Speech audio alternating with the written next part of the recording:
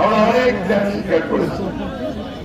আমাদের ছেলেরা, আমাদের ভাইয়েরা তারা বুকের তাজা রক্ত ঢেলে দিয়েছে, ঢেলে দিয়ে আজকে কাজী ফাঁসি রেখে দেশ থেকে তারা করে পার করে দিয়েছে, তাই না? সেই সুযোগে আজকে নতুন যে সুযোগ এসছে, আমরা সেই সুযোগটা নিতে চাই। আমরা বাংলাদেশকে সত্যিকার অর্থে এক গণতান্ত্রিক দেশ হিসাবে পরিণত করতে চাই। বন্ধুরা, আপনাদের সামনে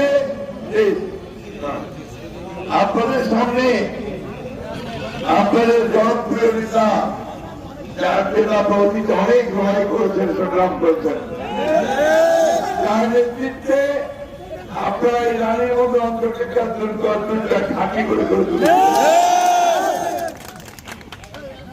আপনাকে এমপিও বানিয়েছেন, তাই না?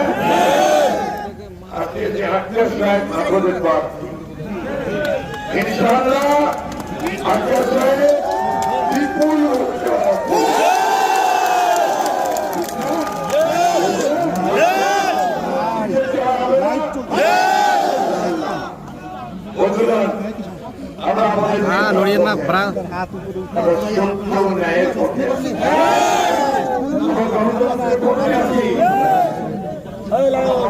দমন করবার পথে আছি, তাই না?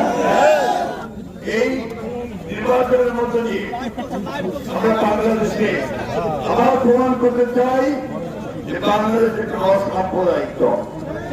এখানে হিন্দু, মুসলমান, বৌদ্ধ, খ্রিস্টান আমরা সবাই একসাথে বাস করবো। কিন্তু চেষ্টা করে এখানে ধর্মের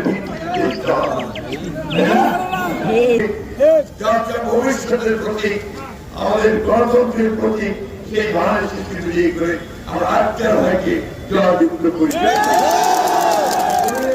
আমাদের সকল সুস্বাস্থ্য দীর্ঘায়ু কামনা করে আমি আমার মুখ্যমন্ত্রীর প্রতি আমাদের বাংলাদেশ জিন্দাবাদ। আমি এখন ধানের আজকের ভাই